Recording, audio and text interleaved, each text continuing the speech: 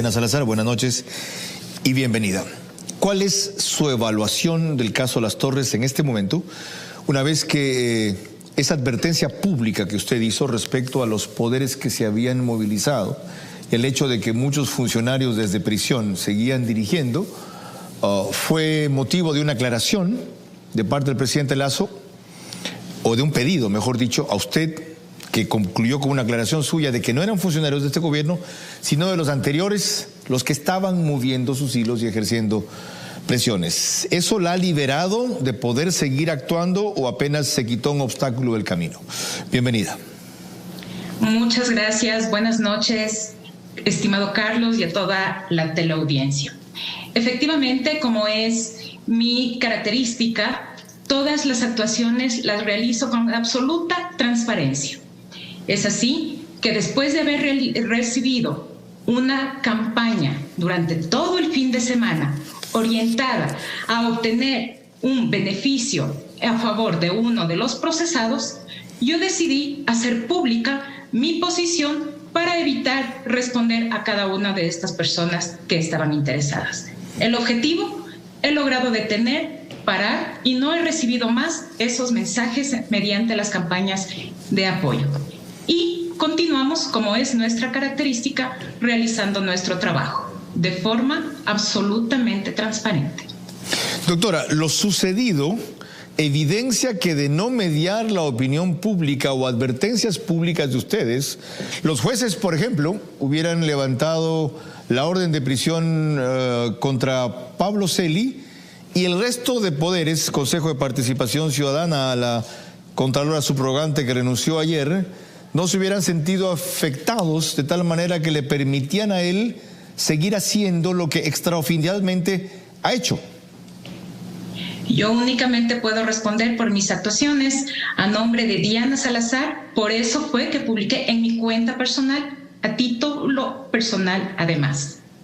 Entonces yo respondo por mis aseveraciones y mis actuaciones. Pero eso significa que la Fiscalía o usted pende de un hilo, que si no tuviera ese respaldo ciudadano, la harían a un lado. Yo considero que esa es la mayor fuerza que tiene la Fiscalía, el respaldo de la ciudadanía, y que únicamente se ha basado por nuestras acciones, por los resultados que presentamos ante el país. Una de las características de la Fiscalía General del Estado durante esta administración es trabajar en silencio. Quizá por eso también la razón de mi ausencia en los medios, pero yo considero que es el momento de que la ciudadanía también se entere los detalles de los casos que estamos manejando. Usted bien ha referido, por ejemplo, a un número de funcionarios que han sido objeto de algún tipo de sanción por parte del Consejo de la Judicatura en el último año. Y eso únicamente demuestra la grave situación en la que se encuentra el sistema de justicia en general, y que únicamente estamos aplicando paliativos y no estamos llegando al fondo del problema, que es la verdadera situación. ¿Cómo estamos actuando? ¿Qué resoluciones se están tomando a través del sistema y cuál es el resultado? Ya, la impunidad. Entremos en los detalles para seguir con el caso Las Torres. Esto estalló en los Estados Unidos el 10 de abril del 2019 con José Luis de la Paz, accionista principal de la empresa No Limit, sentenciado a 36 meses en los Estados Unidos por haber pagado sobornos por $1.300.000, números redondos, en febrero 13 del 2013, $1.300.000 en febrero 13 del 2013, $2 millones en la misma fecha, febrero 13 del 2013, $900.000, diciembre 9 del 2015, $1.500.000, diciembre 18 del 2015, $1.025.000, enero 9 del 2016, $225.000, enero 14 del 2016. En total, $8.279.000 pagó en sobornos. Si en ese entonces se conoció esto ya por parte de la justicia norteamericana y usted tiene un alto nivel de información y de coordinación con ellos, ¿por qué se actuó recién tan tarde aquí, el 18 de febrero del 2021? Bueno, la Fiscalía tomó la acción una vez que tuvo acceso a toda la información y que fue transmitida a través de una asistencia penal internacional, la misma que llegó al país en el mes de febrero del 2021, no antes. Si bien veníamos adelantando la investigación, pero sin tener mayores elementos de convicción que nos permitan avanzar en este tema. ¿Por qué llegó es por tan eso tarde, que entonces? Una vez que recabamos los suficientes elementos de convicción, pudimos nosotros iniciar una instrucción fiscal. Ok, entonces aquí hay dos preguntas que hacer. Una, apenas llegó, o casi acto seguido de que llegó, usted procedió. Significa que ya conocía algunos elementos de juicio y estaba segura. Y la otra, ¿por qué llegó tan tarde esta cooperación? Hay que cumplir varios procedimientos. El intercambio de la información de manera formal tiene que hacerse a través de una asistencia penal internacional que tiene algunos protocolos. El Departamento de Justicia tiene que liberar esta información que en algún momento llega a ser reservada. Una vez que nosotros recibimos en el país, tenemos que practicar las distintas autorizaciones, diligencias, audiencias privadas, materializar, analizar para luego tomar las decisiones. Esto no es un tema tomado a la ligera y por eso nosotros, me refiero, desde la Fiscalía, hemos considerado que existe una estructura organizada desde las más altas esferas del poder, conformadas por exfuncionarios públicos que se encontraban en distintas áreas del Estado estratégicas, llámese Secretaría de la Presidencia de la República, Contraloría General del Estado y la empresa pública Petroecuador, que organizaron una estrategia para obtener réditos económicos a través de la presión, de la exigencia a empresas y que ellos logren obtener réditos económicos. Ya, doctora. ¿Cómo lograban obtener estos réditos económicos? Sí. Presionando a través de los funcionarios, de los familiares, de los altos directivos en los cargos para lograr ¿qué? El desvanecimiento de glosas, y por eso tenemos el tema relacionado con la Contraloría General del Estado, desde la Secretaría General de la República, de la Presidencia de la República, para mantener al funcionario en la empresa pública Petroecuador y, por supuesto, en Petroecuador para hacer efectivo el pago de las facturas a estos contratistas. Ya, la descripción que usted ha hecho de cómo funcionaba esto que se enmarca, yo no soy penalista de paso, en la figura de delincuencia organizada, me parece, de lo que he visto de la tipificación de este delito es clara. En realidad, ustedes comenzaron la investigación en la Fiscalía el 15 de julio del 2019. Tiene razón, la comenzaron mucho antes, pero no tenían todos los elementos de juicio. Ahora, ha mencionado usted 2 veces a la Secretaría General de la Presidencia de la República y en el proceso se vinculó a José Augusto Briones. De lo que yo he revisado, no hay algo que haga saber que José Augusto Briones conocía para qué se quería mantener a De la Torre como asesor de Pablo Flores en Petroecuador. Y tampoco he visto una constancia de que él en efecto llamó recomendar mantenerlo. Desvirtúeme esto. Bueno, tenemos la propia versión del ciudadano Pablo Flores, de otra coprocesada, la señora Natalia Cárdenas, y adicionalmente, desde la Secretaría General de la Presidencia de la República se envió un emisario a los Estados Unidos, otro coprocesado, me refiero al señor Ángelo Rodríguez, que mantuvo reuniones, no en el Ecuador, en Miami, a nombre de los hermanos Augusto Briones. En estas reuniones, que además fueron evidenciadas y que forman parte del cuaderno judicial, se entregaron coordenadas, números de cuenta, nombres de empresas a las que se han de transferir y que los beneficiarios eran ellos específicamente. Doctora. Lo propio. Perdón, pero en esos elementos que yo también he revisado, no hay una grabación donde José Augusto Briones lo diga, no hay un memo donde él lo diga, no hay un mensaje de texto donde él lo diga, son otros que dicen que él dijo que lo recomendó. Y la otra, si él en efecto lo recomendó, ¿sabía la clase de delitos que estaba favoreciendo De la Torre en Petroecuador? Es que lo grave no es que lo haya recomendado, lo grave es que él iba a ser beneficiario directamente de réditos económicos. ¿Cómo se sabe eso?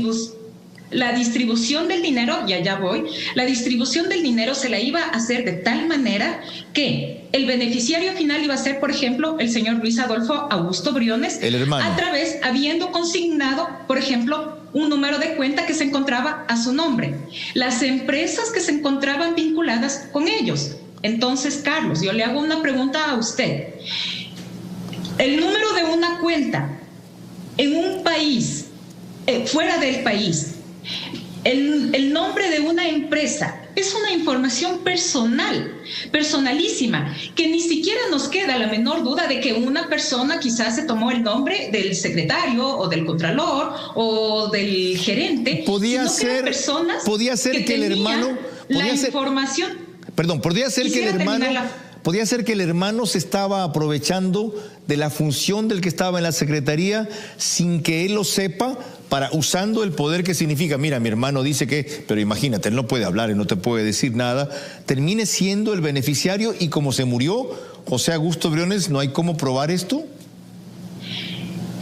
Tenemos nosotros la información que en el futuro va a ser judicializada y formará parte también del expediente en el cual el señor José Augusto realizaba las llamadas y también designó al señor Rodríguez y a la señora Yomara López como los intermediarios, los encargados de hacer esta negociación. Okay. Él dijo, por favor, hablen y traten con tal persona. A partir de esa época es que él viaja a los Estados Unidos y realiza estas acciones. ¿Viaja Luis Augusto Briones o José Augusto Briones? ¿Cuál de los dos?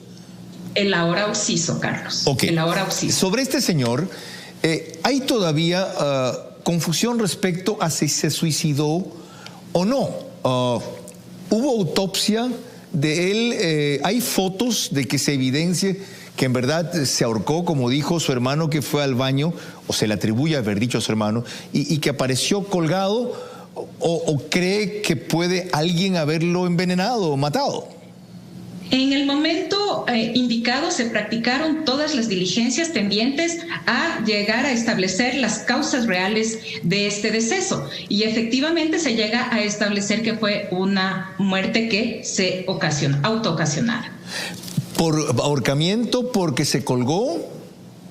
Así es, eso es lo que nos establece el reconocimiento médico legal y la autopsia, ese es el informe. Sin embargo, aún se encuentra abierta una investigación por si queda alguna duda, porque la más interesada en llegar a establecer la verdad del fallecimiento es la Fiscalía y establecer las verdaderas causas. Ok, doctora, vamos ahora a algo que usted dispuso hoy día y que ha causado conmoción nacional. Carla. En efecto, Carlos, dentro de uno de los casos que maneja la Fiscalía, desde hoy a las 2:30 de la mañana se realizaron 11 allanamientos, 9 domicilios, 2 empresas y dejaron como saldo 7 personas que han sido detenidas vinculados al caso Ispol, que están también relacionados con un delito denominado falsedad de información en el mercado de valores. Tenemos una reseña de El Noticiero. El operativo se ejecutó en Guayaquil, Daule y San Borondón. La Fiscalía basó su proceso investigativo en ubicar a las personas que habrían participado en la trama de sobornos dentro del caso Ispol. Durante esta operación se incautaron computadoras, celulares y documentos que implicaría a los aprehendidos. De acuerdo a una investigación previa que lleva Fiscalía Provincial del Guayas, donde la Policía Judicial ha sido la delegada para poder actuar y trabajar en conjunto con Fiscalía. ¿Cuántas personas se detuvo ahí y qué se encontró en los domicilios? Bueno, hay este rato 7 detenidos, hemos hecho varios allanamientos, tanto domicilios como empresas. La operación de la Fiscalía se extendió a una aseguradora de valores ubicada en el centro de Guayaquil. El parte policial señala que la estructura había eludido ciertos controles para ejecutar negociaciones donde supuestamente se daban movimientos a los fondos del Ispol. El tipo penal por el cual la Fiscalía aperturó la investigación y es el tipo penal por el cual va a imputar cargo, es el contemplado en el artículo 312 del Código Orgánico Integral Penal, falsedad de información. el cual tiene previsto una pena de 3 a 5 años. Ahora, ¿cuándo se recibió esta denuncia de la super de compañías? Esta noticia de delito se aperturó aproximadamente más de 6 meses, tiempo en el cual la Fiscalía venía recabando ciertos elementos de convicción que permitan sustentar la denuncia que había presentado cierta institución. Las autoridades investigan inversiones irregulares del ISPOL que ascienden a $838 millones. En poder de los investigadores quedaron computadoras y celulares. El material incautado será parte de un proceso de peritaje, donde se sacará información que será incluido en el proceso judicial. Jorge García, TC Televisión. De vuelta.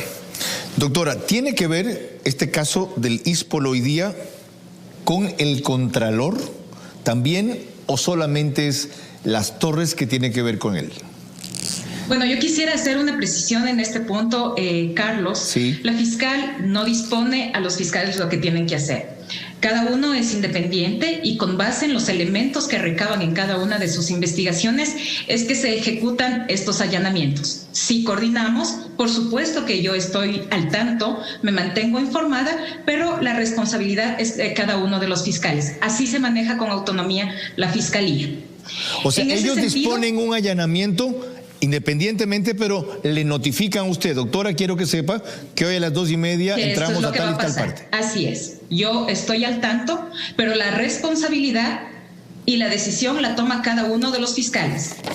¿Y sabe usted contra quiénes se metieron hoy día?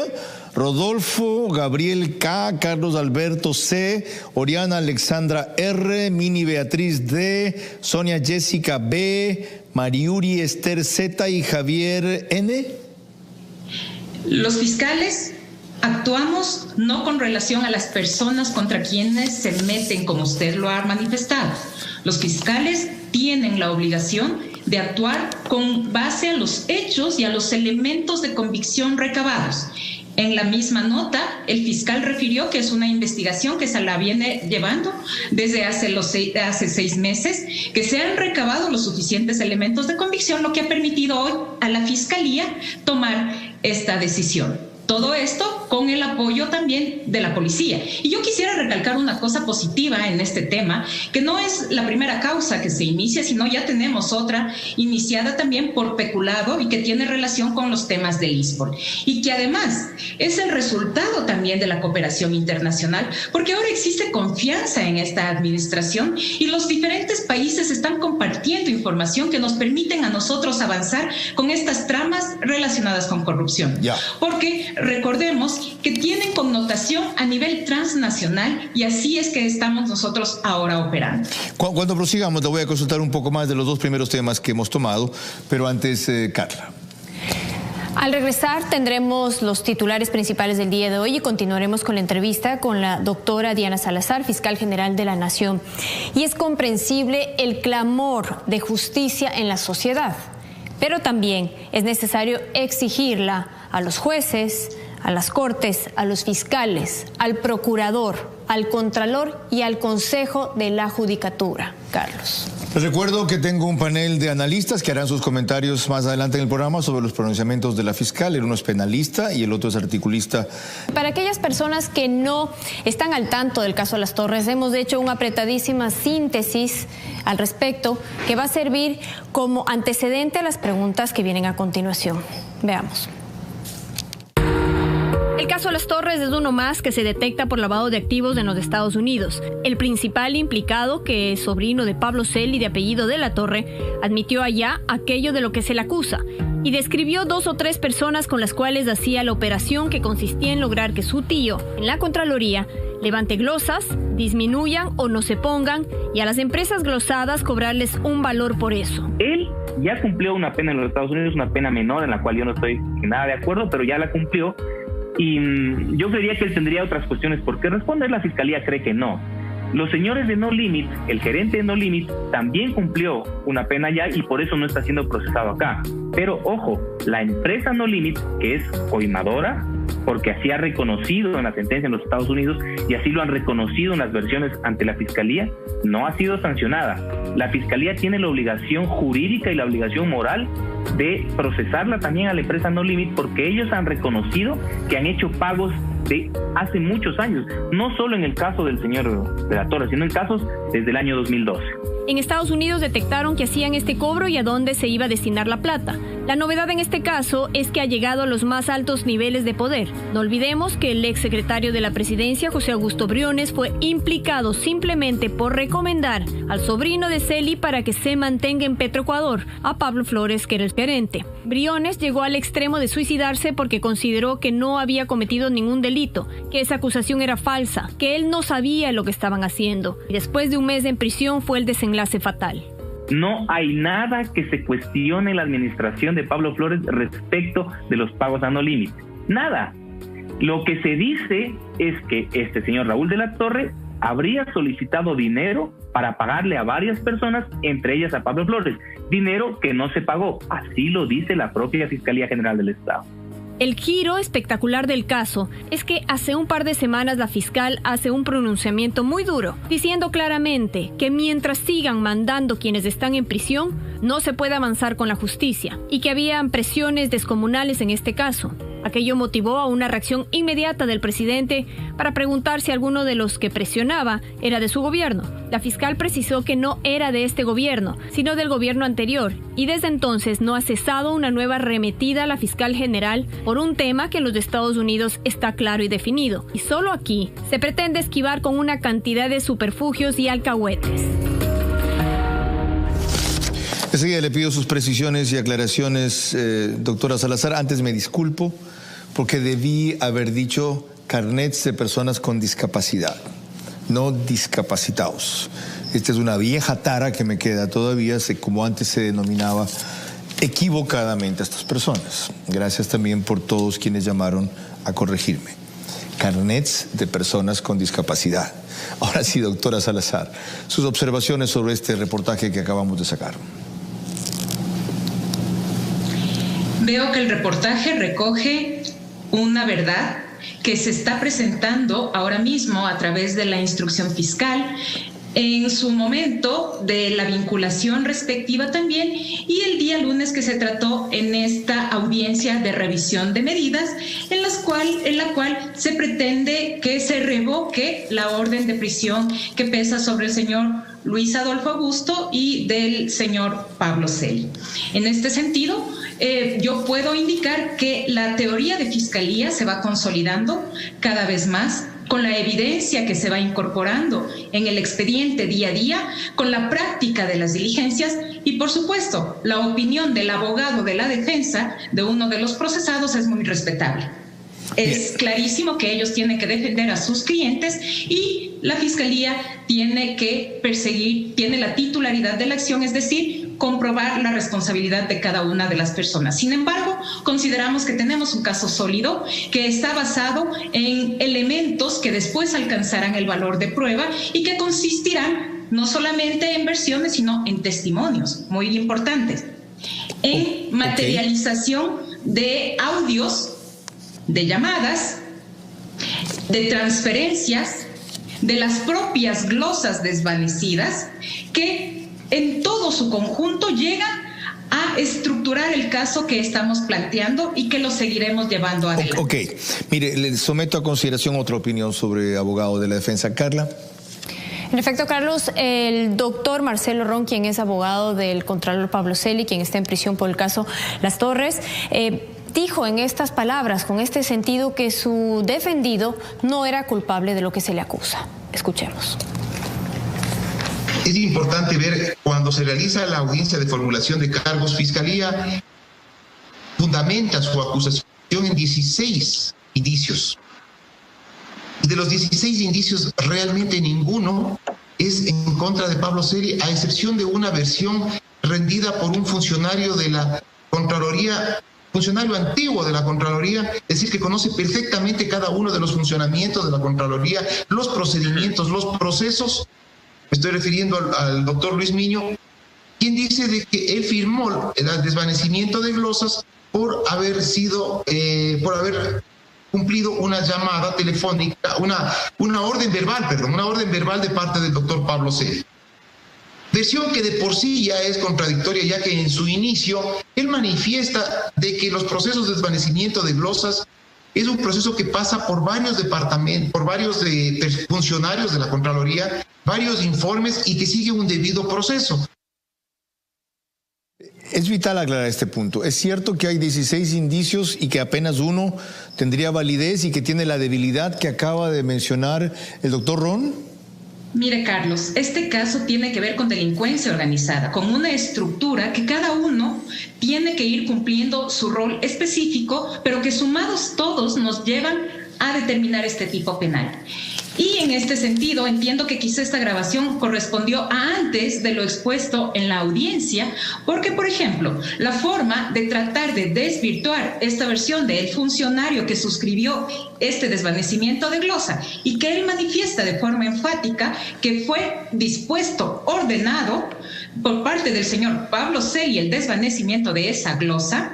Sin embargo, ellos trataron de desvanecer este elemento presentando unas supuestas versiones de personas afines, subalternos del actual Contralor General del Estado, indicando que él jamás había dado ninguna orden o disposición. Resulta que en la audiencia se expuso con claridad los chats obtenidos del teléfono del señor Pablo Celi, producto del allanamiento que se practicó en su momento en su domicilio, y se pudo evidenciar lo que el señor Pablo Celi no solamente ordenaba al señor Luis Miño, se confirma ese tema, sino que también ordenaba a todos sus subalternos, a todas las personas que estaban bajo su dirección y control. Revisé esos chats. Por ejemplo, Revisé esos chats. ¿Y qué es lo que está haciendo Luis Miño entonces? ¿Autoinculparse para dejar fuera a su jefe? No, está diciendo la verdad, que él desvaneció esta y otras glosas por disposición del señor Pablo Celi. Entonces dice, es que él no estaba en el país, que no estaba en funciones. Por supuesto, hoy está privado de la libertad y sigue ejerciendo sus actividades. ¿Cómo puede desvirtuar de esa forma? Además, existen chats en los que se puede evidenciar palabras como destituyan a tal persona, desvanezcan, busque la forma de ayudar, elimine, borre, detenga. Así se manejaba la Contraloría. Ok. A propósito, ¿y se maneja? Sí, todavía, sí. Hicimos un programa especial de eso el domingo y ya vio el zafarrancho que ha causado. Y ya verá el Consejo de Participación Ciudadana la responsabilidad que tiene, porque 6 o 7 meses un concurso de méritos para nombrar esto así, dejándolo en acefalía, y la figura del encargado que puede ser, según quien nombre, un riesgo peor. En fin, pero no nos vayamos del tema. Doctora, varios penalistas me han dicho que usted abusa de la orden de prisión. ¿Que por qué? En este caso de los del ISPOL, que detuvieron hoy día, prisión preventiva, ¿por qué? Si no se han ido del país, en el caso de Celi, ¿por qué si era una autoridad en funciones? Bueno, existen requisitos establecidos en el Código Orgánico Integral Penal, específicamente en el artículo 534, que exigen a la Fiscalía General del Estado demostrar la necesidad imperiosa de solicitar la medida de prisión preventiva. Ojo, la Fiscalía solicita de manera fundamentada y son los jueces quienes otorgan o niegan. En este sentido, ¿cómo se fundamentó la necesidad de solicitar la medida de prisión preventiva para el señor Pablo Celi? Uno de los principales elementos es el riesgo procesal. ¿Y a qué me refiero? Que desde su entidad como máxima autoridad, él iba a interferir con la investigación. ¿Y cómo se ha tratado de hacerlo? Ahora nos dan la razón. Adicionalmente, que existen los suficientes elementos de convicción para considerar que él es autor de este tipo penal. En este caso, es líder de la organización. Ya, usted no ha mencionado un elemento. No ha mencionado un elemento. Celi estaba insistiendo en conseguir visa de los Estados Unidos. Primero, es un elemento importante. Y segundo, hasta donde he averiguado, los gringos sabían ya lo que Celi había hecho e iban a darle la visa para acogerlo preso allá. ¿Usted estuvo al tanto de eso? La Fiscalía ha venido realizando coordinaciones con el Departamento de Justicia y hemos intercambiado información. La Fiscalía tuvo la necesidad de tomar una decisión de esta magnitud. Imagínese lo que significa procesar al Contralor General del Estado.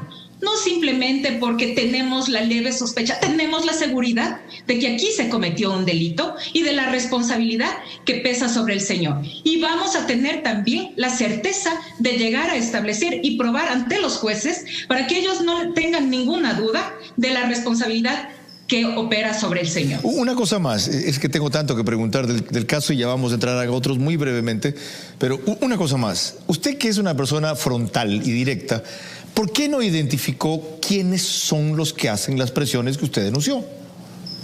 Porque son chats que llegaron a mi teléfono personal. Yo tengo la posibilidad de revelar o no, eso ya queda en mi fuero interno, pero envié un mensaje claro: no más presiones. Por lo menos esas cadenas de apoyo, de victimización, que no lleguen al teléfono personal de la fiscal, porque mi teléfono es, como su nombre lo indica, personal, personalísimo, y no para escuchar los audios en los cuales responsabilizan a la fiscal sobre el estado de salud de una persona. En eso deben pensar cuando cometen delitos. Es más, sobre la responsabilidad y sobre lo que van a tener que enfrentar a la justicia. No, la responsabilizan de una cosa, es que tiene que ver con este caso de caso de las Torres. La responsabilizan o la acusan de ser correísta porque usted es responsable de meter preso al único contralor que dio paso a procesos contra Correa y su gavilla. Y usted lo mete preso, lo cual puede terminar anulando esos procesos. Señor Vera, yo le hago una pregunta a usted. ¿Acaso, por realizar su trabajo, después va a tener la venia para delinquir? Aquí nadie tiene la posibilidad de hacerlo. Siempre estamos acostumbrados a catalogar a una persona con los ismos: correísmo, morenismo, quizá ahora celismo, no sé cómo vayan a catalogar. La certeza y la seguridad que me queda es que yo hago mi trabajo sin mirar a quién. Usted me refirió nombres en un caso anterior. Nosotros no vemos nombres, vemos hechos y vemos responsabilidades, y cada uno tiene que asumir lo propio. Ciertamente usted me tira el guante para que me lo chante y me lo chanto. Yo creo que hacer lo debido no da licencia para hacer lo indebido. Pasemos a otro de los temas. Totalmente. Carla. Usted lo ha dicho. Otro de los casos que está en manos de la Fiscalía es uno frente al cual actuó rápidamente, determinando cuál era el delito más grave, es decir, de violencia sexual. Es relacionado con el defensor del pueblo, Freddy Carrión. Bien, ahí tienen ustedes el momento en que sale esta señora, el que ven a la izquierda y que se acerca al ascensor tambaleándose porque tenía algunos tragos adentro, es el fiscal, es el defensor del pueblo, perdón, que digo, ¿ya? Y en el video se evidencia el forcejeo y el maltrato a la mujer. Entonces se lo iba, miren, parece que está en una lucha libre, se lo iba a apresar por un delito menor de ese que evidentemente cometió, que hace que la Fiscalía actúe enseguida. ¿Cómo está este tema, doctora Salazar? Bueno, en primer lugar, es un caso que se lo está procesando por abuso sexual. En tal sentido, yo no puedo ahondar en mayor detalle porque tiene reserva de ley. También yo quisiera pedir a toda la ciudadanía, a los medios de comunicación, seamos muy respetuosos y no caigamos en procesos de revictimización. Estamos frente a una víctima de abuso sexual. ¿Y por qué la rapidez? Porque estábamos frente a un delito flagrante, es decir, durante las primeras 24 horas se tienen que realizar todas las diligencias y decidir la situación jurídica de las personas involucradas. Ojo, este no es un tema que tenga que ver con el abuso o el uso de las funciones como tal, sino es un tipo penal ejecutado a título personal, personalísimo. En cuenta su advertencia y su llamado. Tiene usted razón, es la única vez que le hemos pasado, y volverlo a reiterar para la gente que no sabe de qué estamos hablando puede tener una consecuencia peor, que es la revictimización. Gracias. Ahora sí. Carnets de personas con discapacidad. ¿En qué quedó esa averiguación de una cantidad de gente que se las hizo dar sin tener derecho a eso? Estamos avanzando en la investigación. Se han practicado por lo menos 15 allanamientos bajo reserva, continuamos acopiando los suficientes elementos de convicción que nos permita en los próximos días o semanas proceder a una imputación penal. ¿Están incluidos legisladores allí? Los legisladores están, por supuesto, siendo investigados en materia de fuero, pero tenemos otras investigaciones de personas que no tienen fuero y, por tanto, están en conocimiento de los fiscales de primer nivel. Lo otro, durante la pandemia hubo un récord de casos de denuncias sobre corrupción en una circunstancia tan triste. ¿Cuándo se van a concretar? Y para esto es que se conformó una fuerza de tarea. Al momento se encuentran abiertas 170 investigaciones. Tenemos por lo menos 255 personas que ya están siendo objeto de procesamiento, y quizá el análisis pueda ser que no estamos teniendo los resultados esperados, pero debemos tener en cuenta varios factores. Entre ellos, por ejemplo, que cada día se están enviando desde la Contraloría General del Estado informes con indicios de responsabilidad penal. Pero estos informes lo único que hacen es sumar el número de casos, porque en ocasiones estos tienen indicios por $3,000, por $4,000, porque adquirieron el alcohol sin la factura, pero por montos menores. ¿Qué es lo que estamos haciendo? Un ejercicio de priorización de casos según los montos, según la sensibilidad y la connotación del mismo.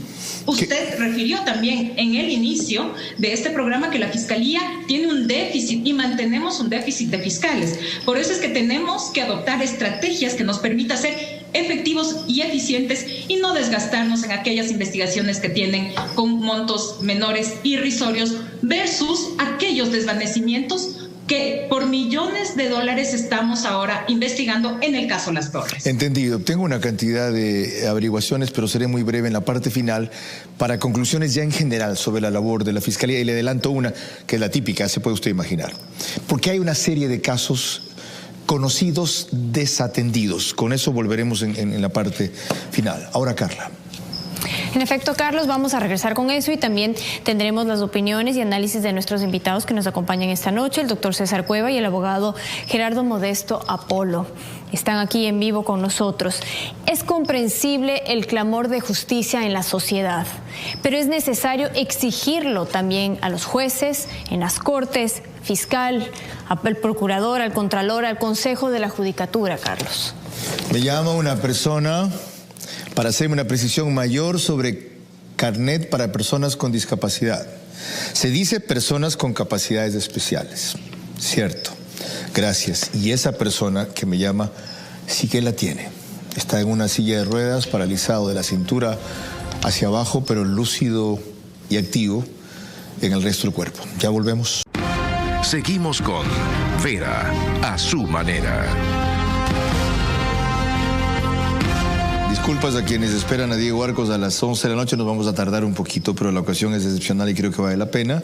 Uno de los comentarios dice bien lo de los carnets, pero lo que se debe es procesar por la defraudación tributaria, que son carnets legal o ilegalmente y mil cosas más.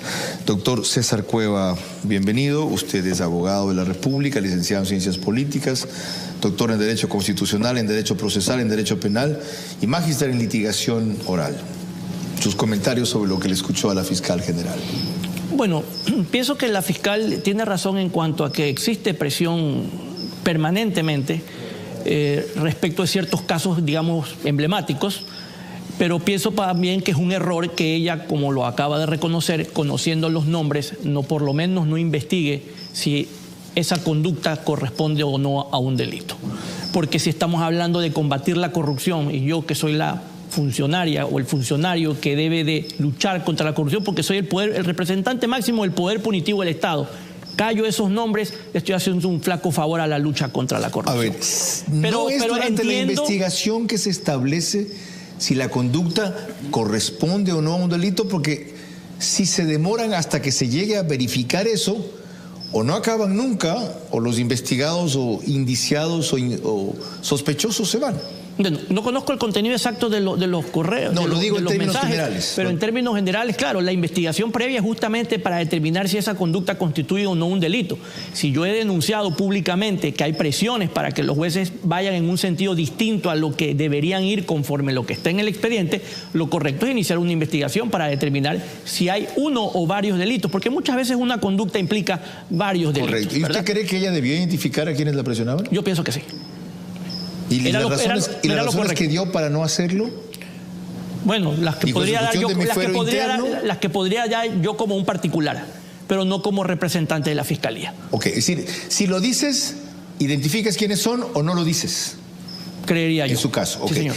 En su caso, doctor Gerardo Modesto Apolo, usted escribió un artículo en Expreso hace un par de semanas, muy interesante, en donde usted ponía en duda que José Augusto Briones se haya suicidado. Tras las explicaciones que dio la fiscal, ¿no se le desvanecen las dudas? Para nada, porque de hecho José Augusto y yo fuimos compañeros en el colegio, el Cristóbal Colón. Los salesianos somos muy devotos de la Virgen María Auxiliadora. 24 de mayo es el Día de la Virgen. Habíamos mantenido contacto anteriormente, el grupo de compañeros de él, y él jamás, dentro de la historia de nuestra amistad, jamás consideró la vía del suicidio como una vía válida, porque él manifestaba que el Señor era el único dueño de la vida, y peor aún, en esos días él estaba contento porque apuntaba al hecho de poder defenderse en libertad. ¿A usted se lo dijo? ¿Usted habló con él? Entre los compañeros. Ok. La fiscal dice que de paso esto todavía tiene que cerrarse como investigación, lo que entiendo que no es definitiva la versión de que se autoeliminó. Correcto. Y más aún, conversando con la esposa, de hecho, tengo un chat con ella, que la familia también tiene esa duda. Pero no es lógico que la familia piense evidentemente, eso. Que usted, por su amistad con él y su convicción cristiana, piense también eso. Correcto, pero también tenemos que ver hechos. Y los hechos son 24 de mayo, la hora en que acontece este supuesto suicidio, que es justamente al mediodía, cuando se estaba dando justamente el traspaso de mando entre el expresidente actual Moreno y el actual presidente Lasso. Si no hubiese sido ese día, bajo esas circunstancias, hubiera sido noticia de primera plana la muerte de José Augusto Briones. Pero como estaba en ese momento el traspaso del mando y todo el mundo estaba enfrascado en el discurso del presidente entrante, pasó a ser una noticia de cuarta página. ¿Debería exhumarse el cadáver? Por supuesto. ¿Repetirse la autopsia? Por supuesto. ¿Y eso a quién corresponde autorizar? A la esposa. De hecho, tengo entendido que la esposa está solicitando aquello. Ok, volvamos al ámbito de lo penal. Doctor, ¿qué opina de cómo maneja la fiscal las prioridades, especialmente en este último caso que acaba de ilustrar? Dice, yo no me puedo detener en el caso de la pandemia en quienes se robaron alcohol o cambiaron los datos sobre eso, sino en ir a los casos más gruesos y graves. Pienso que es correcto porque la Fiscalía tiene dos problemas. Un problema de presupuesto y un problema de personal. Y cuando usted tiene esas dos cosas, usted tiene que priorizar. Claro, para nosotros como ciudadanos sería óptimo que se sancione a todos los que cometen delitos, pero también hay delitos de bagatela. Y es más o menos lo que nos dice la señora fiscal. Bueno, el que se lleva o se ganó 3 o 4 mil dólares haciendo un asunto de alcohol, no puede tener la misma prioridad sobre quien se lleva 2 o 3 millones de dólares en medicinas o entrega medicinas caducadas. Es correcto. Y si usted no tiene para investigar ambas cosas, tiene que priorizar. Y desde ese punto de vista es correctísimo. Antes de eso dijo algo muy grave y a la vez muy alentador. Dijo que su fortaleza o su respaldo está en los ciudadanos y en la opinión pública, le añado yo. Pero a la vez, ¿no es esto muy peligroso? ¿No es peligrosísimo, Carlos?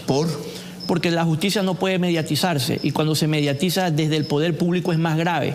¿Por qué? Porque llega un punto en el que si un ciudadano cae en la vorágine que son las redes sociales, generalmente no sale de eso. Yo en mi ejercicio profesional lo he visto, ¿verdad? Entonces, si viene desde una autoridad y se litiga desde las redes, es gravísimo. Pero porque llega un momento en que el juez y el fiscal, Carlos, no puede resolver sobre lo que está en el expediente por la presión mediática que existe, y usted tiene el riesgo de tener a una persona inocente condenada, y ha pasado. Y al revés. Sí, señor. A una culpable libre. Pero para eso tienen fiscales y jueces la interesa de saber distinguir lo popular, pero no es tan sencillo, de lo correcto. Porque muchas veces usted ve al Consejo de la Judicatura frente a un tema que se hace tendencia a decir, respetamos la independencia de la función judicial, pero vamos a investigar. Ese juez no va a ir en un sentido distinto a lo que las redes le ordenan cuando el expediente dice otra cosa, y ahí usted tiene gente inocente presa o gente culpable sin ser procesada. Y a la vez, ¿por qué pasa esto?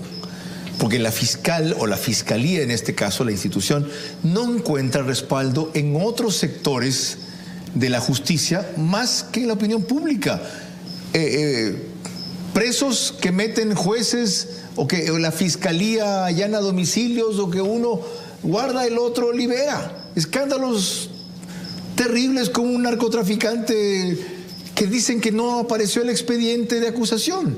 Entonces, si todo lo que es justicia, Consejo Nacional de la Judicatura, jueces, otros fiscales, algo relacionado a la Procuraduría, algo tiene que ver, a veces la Corte Constitucional no actúa, ¿en qué se apalanca la fiscal? En el pueblo, pues.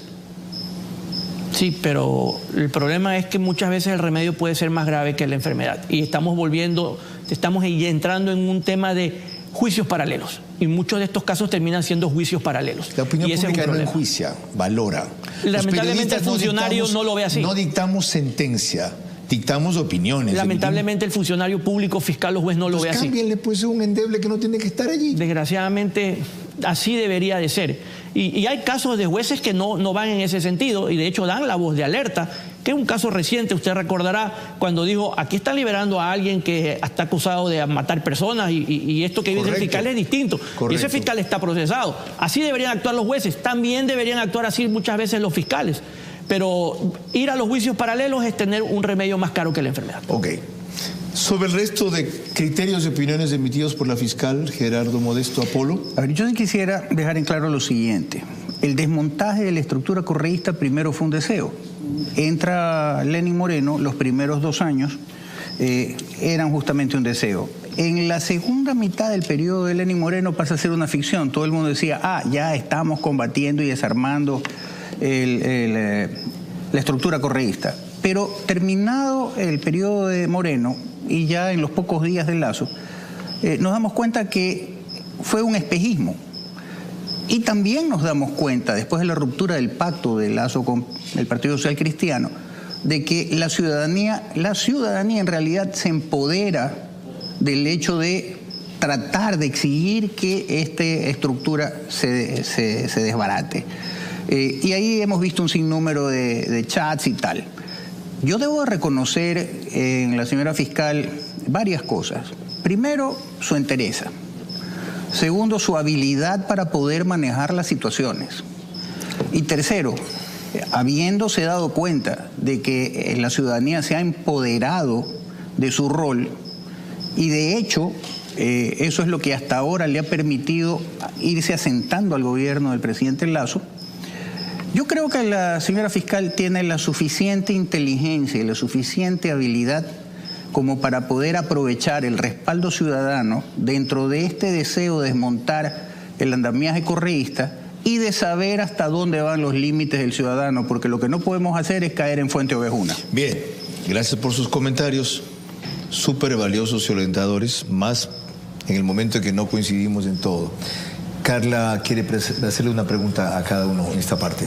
Adelante. Doctor Cueva, ¿por qué los expertos en derecho penal en general se fijan en los vacíos, en los errores, en las omisiones de la gestión de la fiscal, que recibió un volumen de trabajo y de corrupción descomunal, en vez de apuntalar los avances grandes que se han hecho en ciertos casos?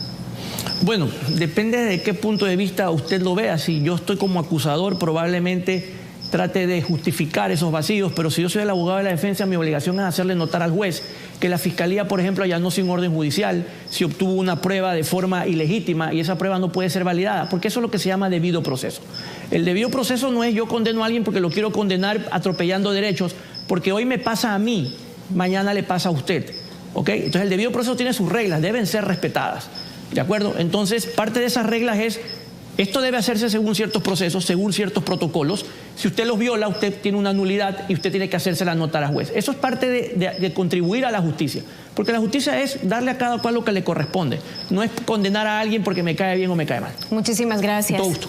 Doctor Apolo, ¿ve usted que hay una convergencia, concentrado, casual, de voluntades, opiniones de sectores afectados y analistas, también no lo nombra usted, no lo incluye en este grupo, empeñados en buscar de buena fe o de mala fe el poder sacar a la fiscal actual?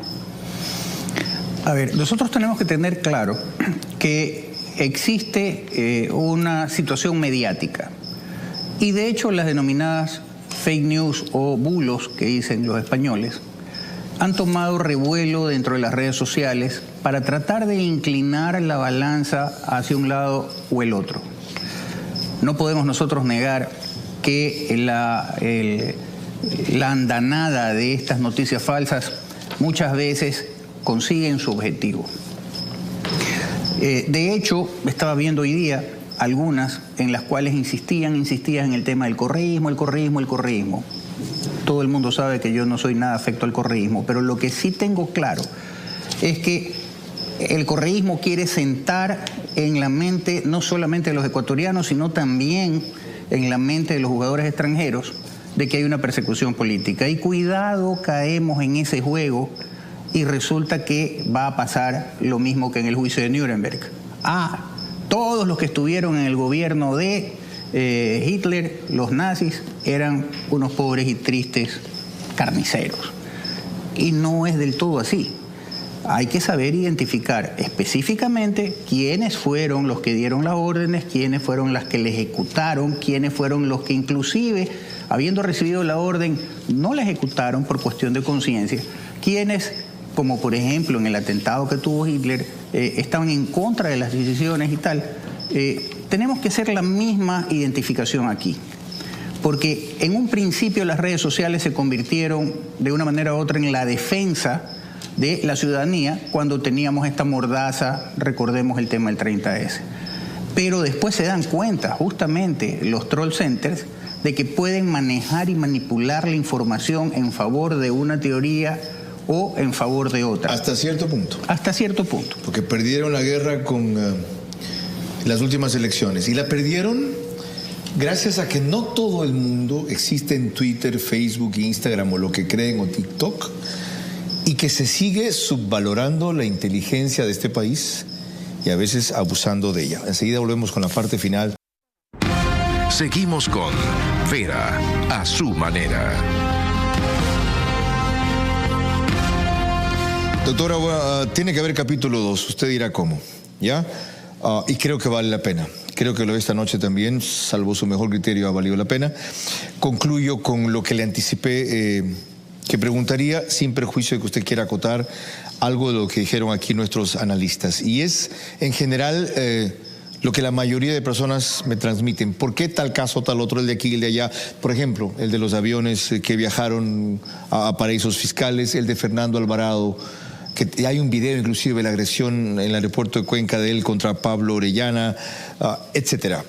Y otros que dicen, bueno, si es el volumen del daño, ¿qué pasó con el de la refinería de Esmeraldas, que son 2.200, la del Pacífico, que son 1.500, etcétera? En resumen, la pregunta es, ¿por qué la prioridad a ciertos casos y qué pasa con los retenidos? Adelante. Siempre depende, Carlos, de los elementos que se vaya copiando en cada uno de los casos. Entonces, si uno depende, por ejemplo, de una información que me tiene que llegar desde otro país, tenemos que esperar a que se complete la información y poder avanzar. Sí, cuando llegué a este despacho de la Fiscalía, en la unidad de indagaciones previas con fuero, tengo 800 casos. Y recuerde usted, es una sola persona quien tiene que estar día a día en las cortes defendiendo estos temas. Siempre es muy valioso conversar y yo comparto la posición también de los otros panelistas y por supuesto no se trata de mediatizar a la justicia, sino del acceso y del derecho que tiene la ciudadanía de conocer lo que está pasando. Además, la propia Corte Nacional de Justicia ahora ha incorporado un sistema de publicidad de las audiencias. Yo saludo ese sistema de publicidad porque ahora cualquier ciudadano tiene la posibilidad de hacer el seguimiento y de conocer realmente qué es lo que está pasando y cómo se desarrollan en las audiencias, en las salas, en la Corte, para que después, a través de las cuentas, no se diga que no existe ninguna prueba, y que solamente son procesos de persecución política o con cualquier fin. Entonces, es muy importante el ejercicio de publicidad que se tiene que dar a cada uno de los casos y, por supuesto, sin caer en la mediatización. Y que ¿por qué yo no hago públicos estos nombres? Porque quiero cerrar ahí el tema. También puede ser una estrategia desde la defensa de distraer la atención. Ok, la fiscal ahora se va a concentrar en perseguir a aquellas personas que le envían los mensajes y campañas de apoyo para que tenga una posición distinta con relación a un caso. No me voy a distraer, me voy a concentrar en lo importante y que ahora es avanzar en los casos que tenemos abiertos. Día a día estamos nosotros litigando y aspiramos a que los casos no queden en la impunidad. Sí, con paciencia, pero vamos a ser efectivos. Doctora Diana Salazar, le agradezco sobremanera por su tiempo y por su presencia en vivo, aunque no pudo ser esta vez en el set. Quedamos pendientes de la segunda parte, cuando le sea posible, un domingo que tenemos 1:30. Por lo de ahora, muy reconocido. Y por otra cosa... Gracias por la invitación, Carlos, y muy la amable. oportunidad. Por otra cosa, muy reconocido en mi caso, y esta es mi posición personal, por haber empezado a devolverle a este país la fe en la justicia. He dicho más de una ocasión que la labor de Diana Salazar no es perfecta, no es completa, ni es infalible, pero es suficiente por el momento y el volumen de corrupción que ha dispuesto ante la falta de soportes que deberían ser sus puntales y son sus saboteadores. Por ejemplo, el Consejo Nacional de la Judicatura, a quien no le hace ninguna gracia la autonomía de la Fiscal General de la Nación. Por ejemplo, el Ministerio de Finanzas, que le regateó $1.800.000 cuando los vota en cualquier porquería. Por ejemplo, los abogados que utilizan toda su genialidad para defender corruptos y justificarlos, en vez de conseguir una pena justa y no considerarlos inocentes. Por ejemplo, de los gobiernos pasados, que muy sutilmente se dedicaron a sabotear esa labor. Por ejemplo, de la Asamblea, que en algún momento habló de juicio político a la fiscal. Ojalá se atrevieran. De la Corte Constitucional, que no emite ciertas opiniones cuando debe. De la Corte Nacional, que vive reclamando que nadie se meta en los procesos judiciales y de paso preparan una reforma al COIP que está por venir en agosto, en la cual, si opinamos, jueces y fiscales pueden tomarlo como un delito de intromisión en la justicia o algo así, una figura nueva. Ah, carajo. Ahora no podemos decir nada porque los sacrosantos jueces y fiscales se sienten vulnerados, afectados, sensibles, presionados. Entonces dejen de ser lo que son. Es como si me dijeran a mí, ¿ejerce el periodismo con miedo? No, dejo de ser periodista o lo ejerzo con dignidad. Señores jueces, vayan a ocupar su puesto como deben.